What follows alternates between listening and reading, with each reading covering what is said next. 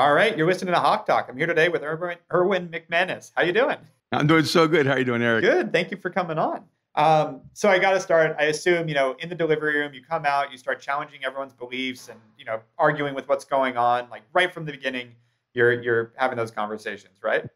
It seems like it. The first story I ever heard about my own childhood was from my grandfather, who lived to 100 years old. Wow. And he told me, he goes, I knew you're going to be trouble when you were like 3 years old and your older brother started asking you questions and you answered it. And your brother said, "That's a stupid answer." And I said, if you ask me a stupid question, I'm going to give you a stupid answer. At 3, that is awesome. And, so I think I was born with the genetic code to question everything. Yeah, that's great. There's something very powerful about that. So take me back. Where are you from originally? I'm actually from El Salvador. Okay. It's a small country in Central America, south of Mexico, north of Colombia. Yep. And I was born in the capital, San Salvador. Nice. And tell me about your, that early childhood. How was that? What were your parents doing? Like, what was that experience like? Were you there? How long were you in El Salvador for? It's a little blurry for me, but I went back and forth till I was 10 years old. So my last memory there was around the age of 10. Like some people grew up in really steady, stable homes. And so I don't know if they remember their whole childhood, but their whole childhood looked the same. Yeah. So they remember those years. The best I can reconstruct my life, I never really knew my real father, but I had one encounter with him when he kidnapped me when I was a kid in El Salvador. My real father was a linguist. He spoke, I don't know, a dozen languages or something like that, and was a language professor where my mom was a student. And so she was a 16-year-old student. He was a 26-year-old professor. My mom, really good at languages, could speak 4, 5, 6 different languages. Wow. They got married when she was 16. And when she really to get away from home, he was a brilliant guy, but really struggled with addiction. Mm-hmm. And when he was an alcoholic, he was violent. And so when my mom was pregnant with me, he threw her down a flight of stairs to try to, cause the end of a pregnancy. So when my mom gave me birth, she gave me to my grandparents, mm-hmm. and my grandparents raised me for the first season of my life. My mom became one of the first Pan Am stewardesses in the world. Oh, wow. So, yeah. So back then where you had to weigh in every day, you had to look like a supermodel, and you couldn't be married. You had to be single and you couldn't have kids. So she, reframed her story and said that she was not married, did not have kids, and started traveling with Pan Am across the United States, North America. You had a weight requirement as a woman to be under a certain weight to be a stewardess. Yeah. Wow. Yeah. Basically, you had to be beautiful and you couldn't be a pound overweight or you wouldn't be on the flight. Wow. And so my mom was doing that. My grandparents were raising me in El Salvador. So my grandparents were my parents at the beginning of my life, and until my mom could create a life for us to come to the United States. So I'm an immigrant, first generation. Spanish was my first language. Uh-huh. And I have all the proper background from massive dysfunction. and came to New York and then Miami as a kid. And you said you were bouncing around a lot. Like, so what year did you end up moving to the United States? How old were you? I went back and forth from probably the age of 4 or 5 to 10 until the war was so bad in El Salvador that we ended up getting stuck on this side of the world. Got it. And was not allowed to go back. War, right? There was a massive civil war for really decades. Yeah. That just kept going on and on and on. But the country had been struggling with violence for a long time. I think for around 40 years, San Salvador was considered the most violent city in the world, highest murder rate in the world. And so, it's a pretty war-torn country. Yeah. I've heard it's making a lot of recovery recently, though, isn't it? I've just heard all of a sudden. It is. Bukele is the president, very controversial, but anyone who's from El Salvador knows he's exactly what our country has needed. Yeah. In fact, I'm going to El Salvador to speak at a conference with him. And so he's keynoting on Monday. I'm keynoting on Tuesday. Nice. And a part of the reason I said yes to the conference was that he was speaking. I said, hey, you don't have to pay me anything. Yeah. All I want to do is have lunch or dinner with him and have a conversation with him. So some amazing things have happened. Yeah. We celebrated when we had 1 day without a murder. And then unbelievably, we went a year without a murder. Wow. And the country is really being transformed. Really say that generally. We're not even talking about the most violent countries in the world. even some of the most safest countries in the world, don't go a day or a week without a murder. Yeah. Which is crazy to say. Yeah. It's a challenging situation to turn a country that has been really raised in violence. I mean, when you have 5, 6, 7, 8, 9-year-old kids, raised in violence, they're taught how to use weapons by the time they're 9 or 10 years old. Yeah. And you're not fighting for an ideology, you're fighting for survival. Yeah. You're not 10 years old and going, I'm a socialist, or, I'm a capitalist. You're 10 years old going, I don't want to die. Yeah. And I want to be able to eat. Yeah. And so I think sometimes that's why people in the Western world cannot understand the full dynamics, what happens in a country like that. Yeah, 100%. And so did your grandparents come over with you, or did you just go with your mom and your grandparents? No, I went back and forth to El Salvador. We had the same house on Calle de San Salvador. We lived on the street called San Salvador in the city of San Salvador. And I was probably in my 40s when I would go back to the same house I grew up in. And so what's crazy is when my son Aaron was around 10 years old, I took him back to El Salvador. He went to the house I grew up in. He slept in the very same bed I slept in because we never changed it out. Yeah. And went to the very park and everything that I grew up playing in. And so it was a very surreal thing. And to watch my 10-year-old son play chess with his great-grandfather. And because my grandfather taught me how to play chess when I was around 3 years old. And so chess is a part of our family culture. Yeah. And so it's just kind of a beautiful thing. That's really cool. And so, all right, so you come to the U.S., you're on and off from 4 to 10, and then fully you said at 10 is kind of when it was full-time in the U.S. And so, and what, you ended up in New York first? We started in New York in Queens, and then we moved to Miami, and spent most of my developmental years in Miami from really 1st to 10th grade in Miami, Florida. And what were your interests during that time? Like, what were you, a sports guy? Like, what, as a young kid, like, what were you really into? That, like, was there any, like, this is what I want to be when I grow up, or this is the kind of stuff that I think I could do? Like, I know a lot of kids talk about that, and a lot of don't, but I'm always curious. Yeah, I think for me, I lived in a very internal world because one, being raised in some sense by your grandparents who are older. Yeah. So you're not doing what kids who have young parents do. Yeah. And so I spent most of my days playing chess. Like, that was my daily activity. So other kids were outside playing ball. I was inside playing chess. Yeah. And I got a grandfather who's showing me maps and teaching me continental drift and teaching me the migration of ancient empires. And, and so I had a little bit different of an upbringing. And then when it comes to the States, my mom remarries a guy who tries to reform us into American kids and takes us to play American football and, and that kind of space. But what I loved doing as a kid is, I was a straight D student, 1st through 12th grade. So, I was well-rounded educationally. And, stable straight D. Yeah. But I fell in love with contraband. And by the age of 8, I started reading Robert Heinlein, Isaac Asimov, Andre Norton, Ray Bradbury. I started reading all these science fiction writers. A lot of them were physicists who translated, their understanding of physics and their imagination about the future. So I began living in an imaginary world from a very, very young age. I found those worlds to be so fascinating, intriguing, and compelling. And I started writing stories. Probably by the time I was in 1st or 2nd grade, I was creating my own stories. I had 2 little sisters, and I would put them to bed at night. And instead of reading storybooks, I would create stories every night. I would create characters and storylines and narratives. And so I think probably from my youngest age, what I was a storyteller. I loved living in a little vibrant imagination and imagining what could not be possible and creating them into universe that were possible. That's awesome. And so was there a point in that you ever thought that would be your calling, your profession? Like, as a kid, where you're like, this is what I want to do is write. I want to be a writer like these writers I admire. I didn't know writing was an option. Okay. And like right behind me, I have a couple of posters from Daredevil. And I started collecting graphic novels when I was probably around 6 or 7 years old, and just had tons of all the early editions. And by the time I was in 6th grade, I read every mythology book in the library. And so I was really drawn toward mythologies. I was really drawn toward heroic narratives. I didn't know people did that for a living.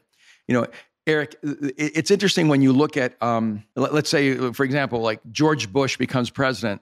But he becomes president in much part because his father was a president. So being a president is just what families do. Yeah.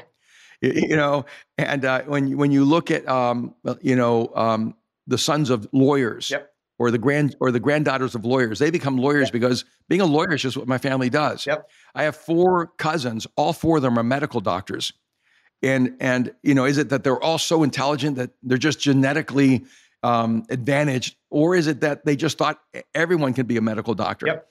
Totally and agree. Actors, yep. right? Everyone in the movie industry, it's like amazing how George Clooney is related to, he's basically Hollywood royalty, and so is Nicolas Cage. And you go, wait a minute, are these the most talented, gifted actors in the world, or did they just grow up believing, oh, this is what you can do? And I think that's the part, you just nailed it. And I think that's the part that people misdiagnose, so to speak, where it's like, it's not nepotism in the sense of like the family opened up the medical world to their kids that made it easy for them. It's it's not the opposite, but it's those kids saw that it's possible, how to do it, how, they grew up around it, that, that sort of talk about 10,000 hours and those 10,000 hours becoming an expert. Well, if that starts when you're 3, because you're watching your parents do it, not saying that you're getting thousands of hours a year, but you're getting a few here, a few there while watching how it's done.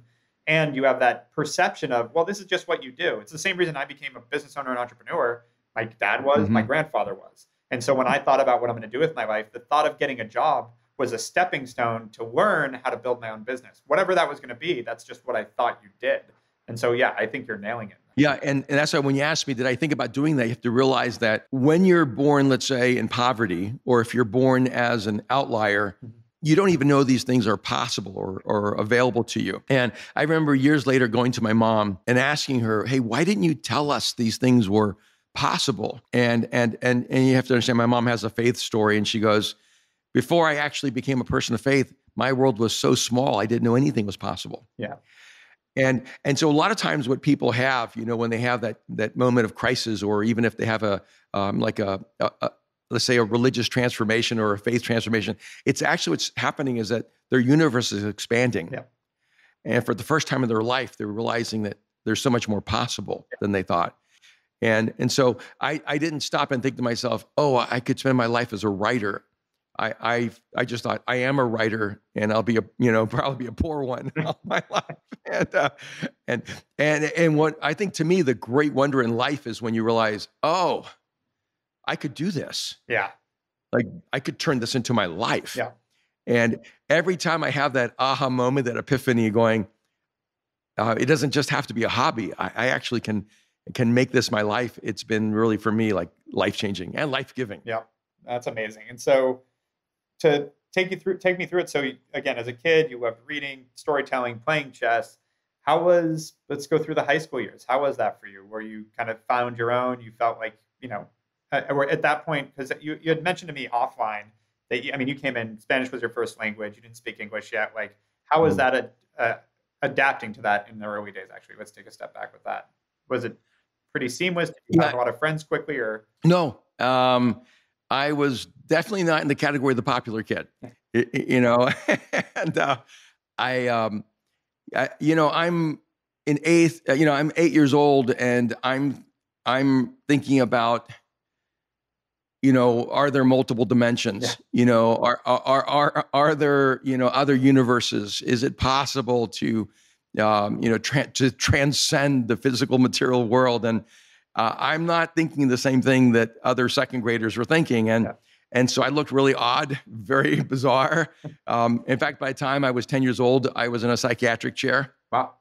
And I spent months in and out of a hospital. My mom and stepdad didn't know what to do with me. I looked pretty broken as a human being. And a lot of it is I started living in scientific or science fiction sort of concepts that you were looking at. No, a lot of it is, you have trauma in your life, and you find ways to navigate that trauma. Uh-huh. And for me, the way I navigated trauma is I created an internal world that I just lived in to escape the external world. Got it. And so I just became really disconnected with the external world, with, the space we would call reality. And so I would be in class and I would disappear into an internal world. Yeah. And the teacher couldn't bring me back. I remember there were times where the whole class would be gone and I'd still be sitting at my desk because they just gave up on me and they left me there. Yeah. And were you just like daydreaming, or what was going on? Yeah, I would just. In fact, later they found out they have a neurological dynamic where my brain is always awake and always asleep in at the same time, and Huh. and I've had since I was 5 a really significant condition where I wake up and I'm still in my dreams, I'm still in my nightmares, and my family has to navigate and help me come back Wow, to. got it. Yeah, so I've always had to deal with this, and I think a lot of it was just dealing with trauma. That I don't want to go into the specifics of it, but where I just created this inner world and I disappeared there. Mm-hmm. I think that when I was around 14 years old, I realized I'm going to get trapped in this internal world and never know how to come out. Yeah. And so I had a few moments of awareness. And by the way, the therapy that I went through when I was 10, 11, 12 years old was actually really helpful to me. And it gave me a sense of hope because up to that point, I'd been told I was really broken. Mm-hmm. And all the evidence proved that, I was like, back then, you have to realize that I was like retarded, that, there was no neurodivergent back then. You were just, you were just broken. Yeah. And they gave me all these IQ tests. They gave me all these different, assessments. And for the first time in my life, I had an objective professional letting me know that there's something unique inside of me. And it really made a difference in my life to have someone look at me that I did not know and say, there's something brilliant inside of you, something special. It's trapped and under a lot of brokenness and a lot of rubble, but you have to decide whether you're going to become a steward of that. Well, and so someone to communicate that to a preteen, a lot of times medical professionals understand the diagnosis, but the way to communicate that and deliver that is not always what hits the best. But it sounds like you had an incredible doctor in that sense. I'm really grateful for that moment. And also my grandparents were always speaking like life into me. They're always like telling me there's something extraordinary in me and that, I just needed to believe that there was something I'm going to do that matters in the world. Yeah. And I think you have to have the internal narrative. And then I'm leaving Miami and we're moving to North Carolina. And I actually told myself, I need to decide to be a different person. And so ironically, at the age of 15, I got a bunch of weights, got boxing gloves. Yeah. I was this, 100-pound, skinny weakling. Yeah. And I just spent 3 months jacking myself up, becoming stronger, becoming more confident, learning how to defend myself. And when I moved to North Carolina for my junior year, I was a football player. Nice. And I told myself, nobody knows me. Yeah. I can be whatever I decide to be. So you were excited mid-high school to leave and go to a new place. You were like, I'm ready for a restart. I felt like I could reinvent myself. Yeah. I did. Yeah. And, there's this guy named Todd Herman who talks about alter egos. And yeah. And I created an alter ego for myself. Yep. And I became tough. You never saw me cry. You never saw me express an emotion. I was the most physical, violent guy on the football field. And whatever I lacked in talent or genetic benefit, I made up for by being fearless. And I was able to establish like a rapport, And so I was still not an insider, but I was a respected or feared outsider. Yeah. Which was better than what I was before, and so I survived that space. So I think a lot of people feel this. I never felt like I belonged in the age I was. I always felt awkward in elementary school, junior high, high school. I never felt like, oh, I'm born to be 17. Like, oh man, I'm just made for the senior year of high school. It was like, I hope one day I'll find an era of life that I feel comfortable in and fit into. Yep. And then, so I didn't go to college right away. I was a straight D student, so I obviously couldn't qualify to good college. Yeah. And became a carpenter, lumberjack, construction worker, flipped pizzas, flipped burgers, every job that required no skill and no intelligence virtually, I had. Yeah.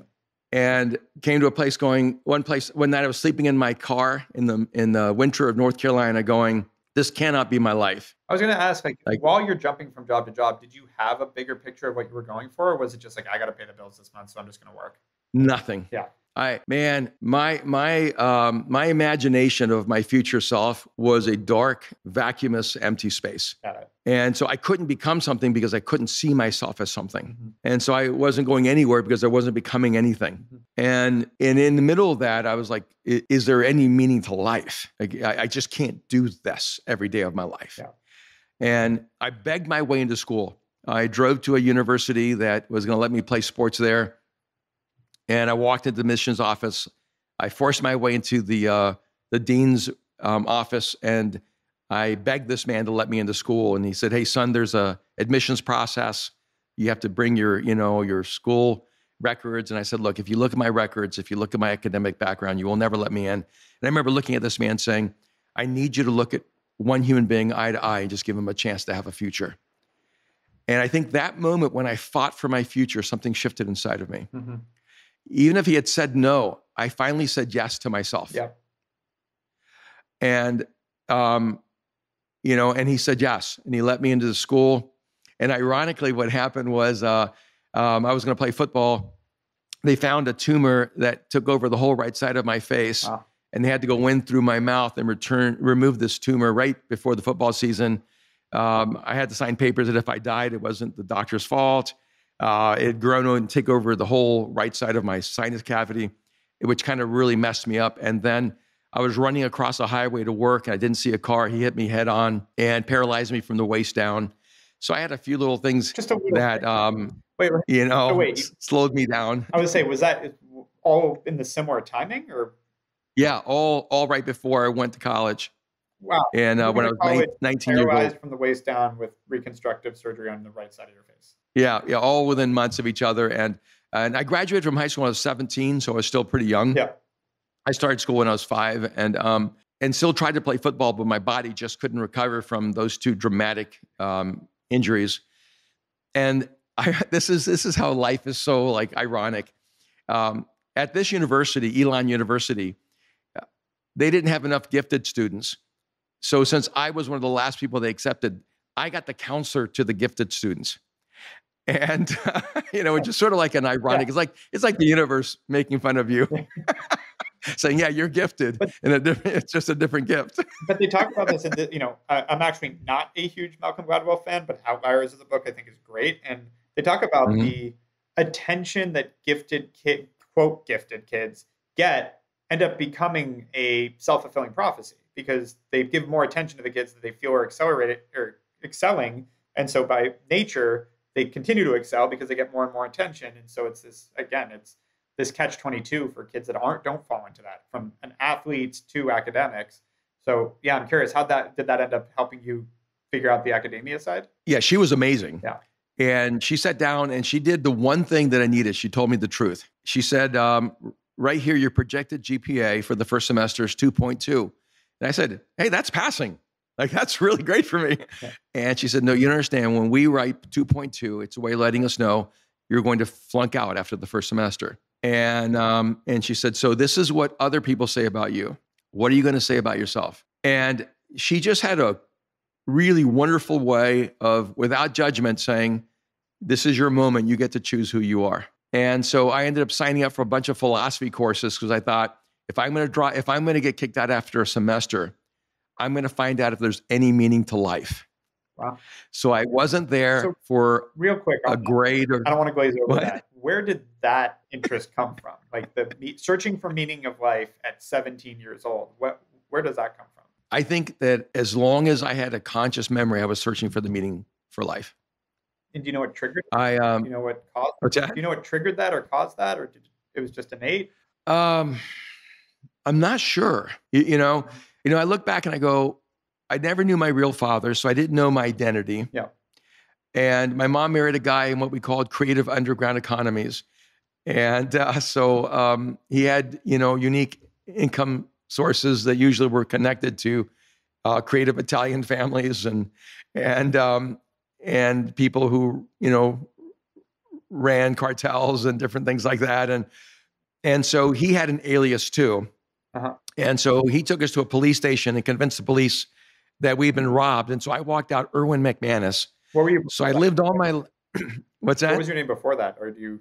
I don't know. My first name was Jewish. It was Irving, Uh-huh. and my middle name is Rafael. My last name was Cardona Sandoval Mesa, Okay. and so I'm Spanish, you know, and so I walked out Irish from that police station Yeah. with a different alias, a different identity. So I think a huge part of it is I didn't even know who I was. Yeah. And people take that for granted because if you have your parents or if you have your family system, your identity is a reflection of the community you're in. Yep. No, it's funny you say And that. Like, I'm not Yeah. that religious of a guy, but I grew up Jewish, and I'm very attached to the traditions and the culture and the people of it. And my wife was not born and raised Jewish; she was Catholic. And we talked about her converting because I grew up with friends, and in Judaism, it's passed down through the mother. And I always had friends that their mom wasn't Jewish, and they'd go, "Well, I'm half Jewish, but not really because my mom's not Jewish." And that always hurt to me for them, where it's like you can't just say you're Jewish, even if there's this like nuance. And so my wife, thankfully, she really respected the traditions and the religion of it, converted to Judaism so that our daughter could be Jewish. Like, no debates, no arguments. She's Jewish and have that identity. Because I agree. I think having that belonging and that identity in that community, wherever it comes from, is a big part of humanity. And a lot of times that's what drives gangs and things like that too. But it also can drive positive reinforcement as well. It is, and so I think it was all interconnected. My search for identity, it was also connected to why am I here? You know, does my existence have any meaning? Yeah. And I can remember being 10 years old and asking those questions. Yeah. And and trying to figure out, God, do you exist? Mm-hmm. Are you out there? And what was easy for other people, because if you're from El Salvador, everyone's Catholic, but my grandfather was an atheist who took me to a house where he said a little boy was reincarnated, and that was him. So he taught me reincarnation. Mm-hmm. My grandmother was a very nominal Roman Catholic who didn't have any trust for institutional religion. Yeah. My mom became a Buddhist and became Jewish and just went through a whole journey of beliefs. Mm-hmm. And my stepdad, McManus, was basically a good, solid, like heathen, and he didn't, I don't remember him ever having a spiritual conversation. Yeah. He was just, he was a catch me if you can guy. He was a con man. He was whoever you needed him to be the moment you needed him to be at. Yeah. And, so I grew up in this hodgepodge of belief systems. I just wasn't the kid that you go, hey, you just need to do well in school. Like, geometry is important, or math is important, or English is important. I was the guy going, how does this give any meaning to life? Like, Yeah. And I think that's why it was so hard to raise me. I mean, I feel sorry for my mom. I love my mom. And she told me, years later, she just apologized and said, I'm just so sorry. We just didn't know what to do with you. And now that I'm, older, I go, wow, I feel sorry for her, having to try to figure out how to raise me. And so I chose philosophy because I thought philosophy is where people are honest about their search for meaning, significance, and purpose. People are trying to make sense of reality. Yeah. And I didn't have a preconceived outcome. I didn't begin with a conclusion that I was trying to prove. Yeah. I was simply asking the question, is human existence arbitrary? Yeah. Am I here by accident? Am I just the result of some kind of, quantum fatalism? Or am I here with purpose? Do I have intention? Is there consciousness to the universe? Yeah. And is there significance to my existence? And so, yeah, those are the questions I was asking. And all of a sudden, I became an academic whiz. And it was only because I cared about what I was studying. Yeah. And I was searching for meaning in life. And it was exhilarating. And it was, and what's interesting? What was exhilarating wasn't that I thought I'd get an answer. It was just the pursuit of truth. Yeah. The pursuit of light that for me was really compelling. And it gave me a reason to live. Yeah. And so did that carry through all of college? Was it just like, I found philosophy, you did well? Like, how did that carry out through the next few years? It did. It went well. Yeah. And my dream was actually to go to University of North Carolina, Chapel Hill. Mm-hmm. And so I had multiple, universities offered me scholarships for some work I did on Socratic thought and economic development. And I was just trying to apply the teachings of Socrates to how to create a vital and honorable and dynamic economic system. But I wanted to go to Chapel Hill more than anything. And I think some of it was just when I was 15, I thought one day I want to go to UNC Chapel Hill. I was living in Miami. And the fact that I had made choices that made that a real possibility had a great sense of affirmation for me. Yeah, the reinforcement of that in terms of like, if you actually put your mind to it, what you can accomplish is so powerful. And so I went to Chapel Hill and I had the best time of my life. Yeah. And I had already finished my my philosophy degree in like 2 years. So now I switched over to psychology. And they were one of the top 3 psychology schools in the world. And I dove into the world of abnormal behavior and started studying what now is very popular. I started studying sociopaths and narcissists and neurodivergent patterns. And I realized some of it was trying to understand myself. I don't think I'm a sociopath or a narcissist, but I do think that I am definitely in that category of neurodivergent. And because of it, I think I wasn't given the opportunity to excel at the same rate. And I wanted to discover, how do you unlock human capacity? How do you unlock human genius? Yeah. And so I had a personal conviction that there was genius inside of every human being. Yeah. There was like some divergent beauty inside of every person. And so my studies really became focused around, how do I unlock human creativity and move people toward optimal performance?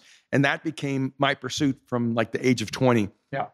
And it was very personal, but I wanted to do it for other people. And by the way, and Eric, you know this a little bit about me. It was during college that I became a person of faith. Oh, what? That I actually came. So I was in college. Yeah. My life was not like, God-centric, in any way. And but during that time, as I was studying philosophy and I started studying world religions and I started spending time with people who express different religious beliefs and different philosophical beliefs, I became really open to the possibility of God. And so I think I kind of shifted to where I was from open to committed, I guess, because sort of agnosticism to faith. Yeah, because I don't think I was an agnostic. I think I was a mystic. I always thought the universe was more than material. I always felt that there was something energetic, that the universe is built on frequencies. Yeah, and I think that was early on for me. I was much more drawn to like the view of Einstein to the universe, and was really drawn to like quantum mechanics and quantum physics at a really early age, which in some sense makes you spiritual because you realize that the universe is energetic, not material. Yep. And so I think that ironically, those leanings opened me up to spirituality, and rather than close me. Before, and I think it's a really fascinating one. That's amazing. Yeah, because anyone who saw the world as purely material, I thought was really kind of stuck in Newtonian worldviews. Yep. But in some of it is, as I looked at different religions, I thought there's so much of value in different religions, but I didn't like religion. I like the threads of spirituality that called us to our most noble humanity. Yep. And so I was never a guy that was like an either or I'm against something. I was really just trying to find beauty and truth in everything. But when it came down to narratives, the narrative of Jesus, ironically, which I rejected completely. I mean, I laughed that narrative out of the room, and I thought I was an intellectual elitist that could never believe in like Jesus, and which is sort of the irony of life. Yep. But what really clicked in my head was every religion teaches you how to get to God. And, Judaism, Islam, Christianity, when you break them down to when they become highly religious, they tell you the good things you have to do to get to God, hopefully, right? Or even to enlightenment. Buddhism teaches you what you need to get to enlightenment. Hinduism to the Brahman, it's all similar ascension, so to speak, because of how you act. And so you have to take these steps to ascension. Yeah. And with the narrative of Jesus was the opposite. It wasn't what you need to do to get to God, it's what God did to get to you. And I thought, what? Well, wait a minute. And they go, it's not God on a mountain waiting to see if you'll get to him. Yeah. It's actually God in the mud, pulling you out of your worst moment, getting to you. And so actually that's what opened me up to Jesus. I thought, if there is a God and he's all powerful and all knowing and all present, it doesn't make sense that he would put the weight of responsibility of getting to him on us. Yep. It makes more sense that he would put the weight of responsibility of reconnecting us on himself. And if there was nothing that was true, a narrative that God loves us so much that he would die on our behalf so that we could live is, to me, the most compelling story of romance I've ever heard. And when I shifted, when I made that pivot, and I said, okay, I'm going to believe in Jesus, I didn't know. I mean, I could sit here and pretend like, oh yeah, I came to this intellectual conclusion, or it wasn't. Eric, it was like a desperate leap of hope. Yeah. That this was true, and this was the beauty I'd been searching for. And it's like when you get married, bro, you don't really know if you're in love. You just know this is what love feels like for you right now. Yep. I don't think it goes away. And we all try to romanticize it, but we're trying to figure it out. Yeah, one of my favorite lines at a wedding I went to, one of my wife's friends and her husband, and now he was standing up there and he did his vows, and he goes, "The first time I saw you, I didn't fall in love because I'm not a creeper. Like I thought you were hot." And it's like, because you hear these people that like to say, like, love at first sight. I knew the moment I met you. It's like, then why did it take you 6 years to propose? It's, and I always love that. But it's like, the reality is that none of us know, and we commit, and that's the word faith. Yeah, and I think that even I've been married 40 years. Yeah, I'll throw that in there. What love became for me was the person I chose to become for her. Yeah, it wasn't what this person brought to me or what I thought they could bring to me. Yeah. It was really the transformation of love in a marriage for me was about the person that I decided to become because of her. Yeah. And I feel like so much of faith is like that. Is that the best measure of me, the authenticity of my faith in Jesus is the person that I decided I wanted to become. Yeah.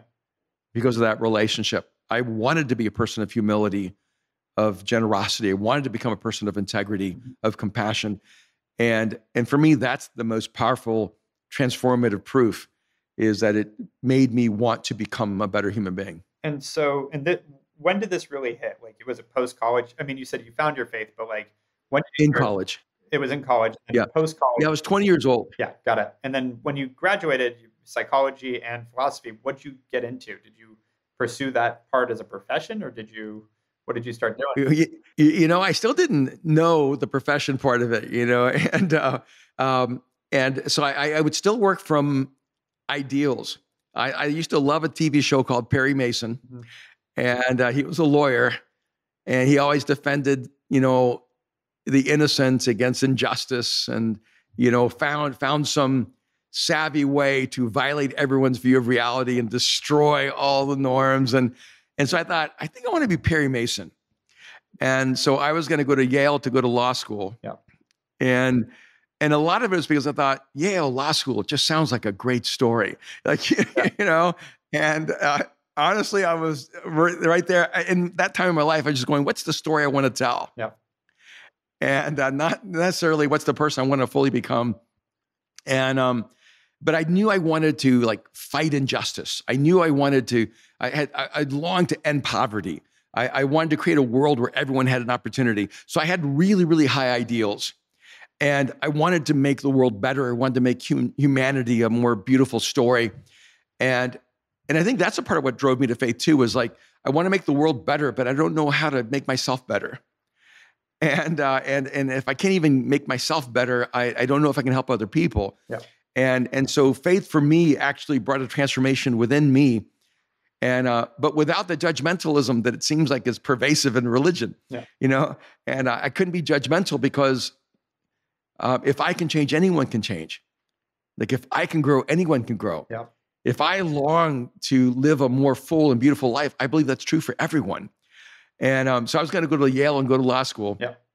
And this professor at the school told me, "Hey, don't go to Yale. Go to seminary." And then I came, and because I came to faith, all these people were like, "You should go to seminary." And I didn't even know what a seminary was because I was new to any kind of love that religion. fork though, seminary or Yale Law School. Like I don't think most people ever approach that fork in their life. I know. And so I think because I was so new to faith and I was so sincere, I just went in the direction of what other people said, you should do this. Yeah. And a lot of it's because I was super passionate. I'm a like intensely passionate person. Yeah. Whatever I do with every fiber of my being.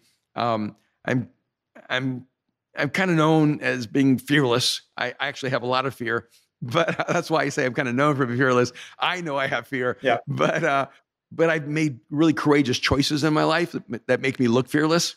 Mm-hmm. And so they were like, you should do this. So I went to seminary and I dropped out after a semester because I found it to be so irrelevant and so disconnected from reality and actually so academically unchallenging. And so I didn't know what to do. And one of the professors that I had called me up and said, hey, would you come back to school and get your master's degree? Mm-hmm. I could really use your help on a project I'm doing. And so that professor wooed me back to school, even though I left in the middle of finals. Yeah. And I'm a very impetuous person back then. I was back then. And I went back and I got my master's degree, met my wife there, and studied theology, studied languages. I loved Hebrew. By the way, I started studying Hebrew in college. Mm-hmm. And I took PhD level Hebrew while I was at the University of North Carolina, Chapel Hill. And so I found the beauty in languages. Greek and Hebrew were like mesmerizing for me. Mm-hmm. And in that I decided, I think what I need to know is, does this work? So I spent the next 10 years working with the urban poor. Uh-huh. I chose the areas around Dallas-Fort Worth where I was in school and chose the areas where the homeless, the indigent, the drug cartels, gangbangers. And I spent the next decade of my life working with people who were in the most underserved communities. And I wanted to know, can the principles of the scriptures, can these principles that I'm trying to live by, can they actually change a person's life? Mm-hmm. Can they change a person's future? Can you change the sense of a person's destiny? And that's what I've been giving myself to. And what did you learn during those 10 years? Like, did it work? What did you find? Like, what was the sort of surprises and I guess delights to you? Like, how did that come out? Well, I mean, one of the challenges for me was that I was an incredibly high idealist. Yeah. And a part of it is, I think even in a sense, economically, I was an idealist. Yeah. I was more of an anarchist, if I could say that. And, an anarchist with a socialist kind of bent to him, mm-hmm. And I believe that if you could destroy all the institutions, then poverty would end. Like, in a sense, all evil exists within institutions, governments and fraternities. I mean, in college, I started an anti-fraternity, and it was called 100 Proof. And my whole life was to destroy the happiness of people who would conform to institutions. I mean, I was that guy, And now I have this faith and I'm an anarchist, right? And so how do I deal with that? Yeah. And so I go work with the poor. And in my mind, if I could destroy the external limitations, the external boundaries, everyone would elevate. Yeah. Everyone would come out of poverty. Everyone's life would change. Yeah. And I was such an idealist that I really believed that, in a sense, poverty was nobility and wealth was evil. Yeah. But I was sincere. And my belief, especially today. Yeah, no, I know. And I'm just saying this up front, it's so wrong that it's actually destructive. Yeah. But it took me a decade. So I'm very patient with people who hold these ideals because I understand why they hold them. Yeah. And my family, they were driven for wealth and, they were making a lot of money. And I was a monastic. Everything I owned, I could put in a paper bag. I got married. My wife and I slept on the floor because I said a bed was a luxury. So like I was so extreme in my convictions and my principles and my belief systems, but I lived them. Yeah. I think my average income for 10 years was around $8,000 a year. Wow. And so I just chose a life of poverty. Mm-hmm. And in the midst of that, I realized I am attacking what is not the problem. Mm-hmm. Because I began realizing I could remove all kinds of obstacles and I could give people incredible opportunities and they didn't change. Yeah. And so I began to realize that I could give people opportunity, but I could not give them determination. Mm-hmm. And it began to make these subtle shifts inside of my own perception of reality. And so I began looking for people who had determination but did not have opportunity. And every time I found someone with determination in abject poverty, but they had determination, and I gave them opportunity, they just thrived. Yeah. And they did violate the expected norm. They had so much capacity. And then I would meet people who ran drug cartels or were gangbangers, and everyone thought they're just horrific criminals, right? And I realized, oh, these are the most intelligent people you could imagine. Yeah. You cannot run a drug cartel. You cannot run a gang. You can't be the leader of a gang and not have high intelligence. Yeah. But they had a choice. You work for minimum wage at McDonald's, or you make 8 figures running a drug cartel. Yeah. And they made an economic choice because that was the economic opportunity that was made available to them. Yeah. And so we can moralize it, but I'm just telling you, this is the world I lived in. Right. And it just became a functional reality. And so my whole world started turning upside down. Honestly, Eric, my whole view of economics just got blown up. And I realized, and this is why I have this new book called Mind Shift. And it's that the whole purpose of Mind Shift is to destroy internal limitations. Yeah, there it is. Yeah. Thank you so much. Yeah. It's because I began realizing that the battle I needed to win was inside of people's thinking, not in the world around them. And if I could help them reframe their internal structures, nothing could stop them, not even an unfair system. Yeah. And so now I'm like going, okay, yeah, institutions, they may be evil and they may be unfair and everything may be leveraged against you, but that's not the reason you will not succeed. Yeah. And it just means that the playing field is tilted, but you can still rise above it. Yeah. And so I became more committed to helping people have the kind of internal mental structures where no circumstances could stop them and could limit them. You can't create a fair world. A fair world will never exist. And when people go, oh, life is so unfair, I go, yes, that's life. Now, what are you going to do about it? Are you going to wait till life is fair? Or are you going to leverage things in your direction and do something about it? Words people need to hear. I know we only have a few more minutes, so how did this lead to Mosaic? I got to ask that. I've got a few questions I got to ask in this. Right. So for your listeners who are unaware, Mosaic is a community of faith in LA on Hollywood Boulevard in La Brea. Yeah. It's a church. And how it led to Mosaic was, now I'm a person of faith, but I hate church. Yeah. And I kind of hate everything about it. And I do not fit. I don't think they're answering questions we're asking. I don't think they're playing music that we are moved by. I don't think the environment or the culture matches the reality in which I live. And I really care about my friends. And I have so many friends who are Buddhists and Jewish and Hindu and Muslim and atheists and agnostics. And I wanted to create a space where people could have a meaningful conversation about God, about faith, about spirituality, and remove all the non-essential barriers between people and faith. And so I started basically in a nightclub that Prince owned in downtown LA.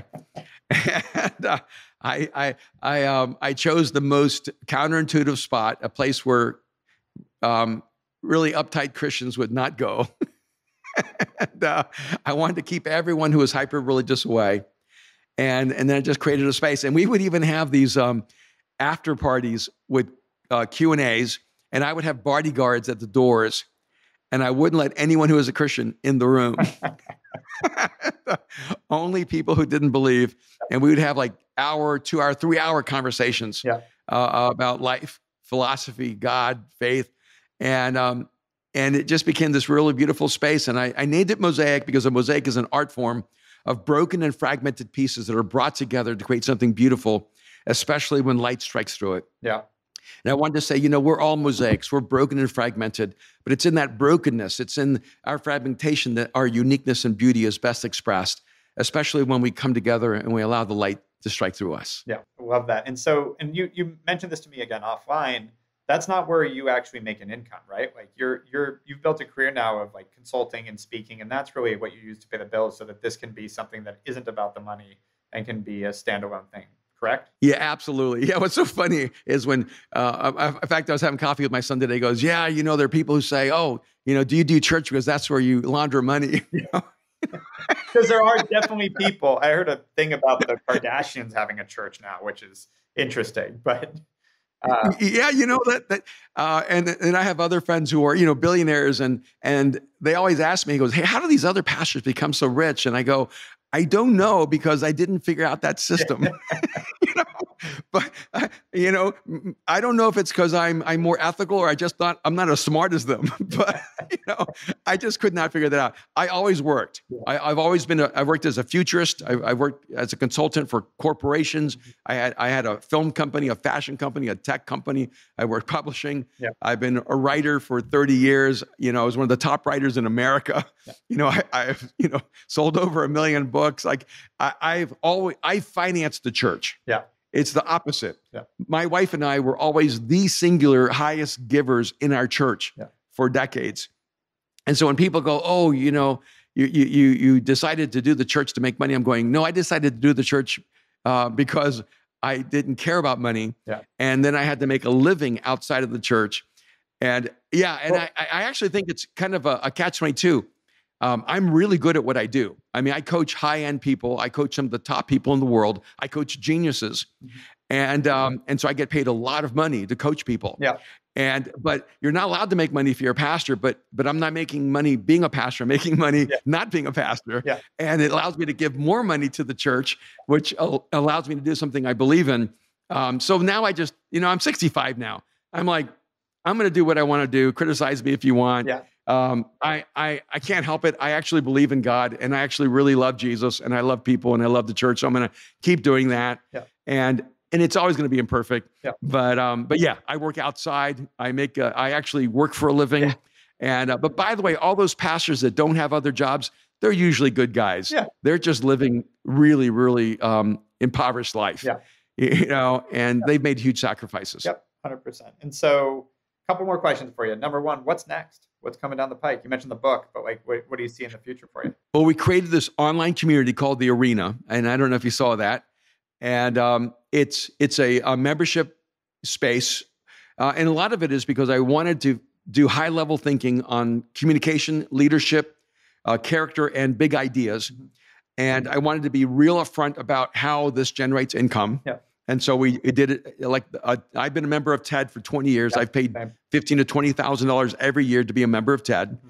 It's a very, no one ever questions TED's ethics, right? Yeah. And so I said, I'm going to use that kind of model. Yeah. And you pay to be a part of this. Yeah. And we do deep level thinking, deep dive conversations, and we create content that's world class. And so I think the Arena is going to be the future of education. I wanted to really answer the question, where do entrepreneurs get the education they need? Because one of the interesting things about entrepreneurs is that they do very badly in school normally, but they are high learners. But they learn differently than other people. They are fire hydrant learners. Exactly. Whenever they need to learn something, they go and want it fast and hard. And they don't want to mess around with all the stuff they don't need. And so I designed the Arena for people like me, for people that they need a Harvard level knowledge without a Harvard structure of learning. And so I think the Arena is going to revolutionize education. I'm really, really excited about it. And Mindshift is a social psychology book. Mm-hmm. It's not a faith book. It's not a book that requires you to believe, because the next section of my life is I created Mosaic, and it's a space where people are searching for faith. But there are a lot of people who were like me. They're not searching for faith, or at least they don't know they are. They're searching for life. They're searching for meaning. They're searching to be whole. They're searching to figure out how to make their company work, and how to make their marriage work, and how to make their relationship work.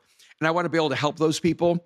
And then if that help has value, maybe they'll become more open to my faith journey too. But I don't want to make that the entry level.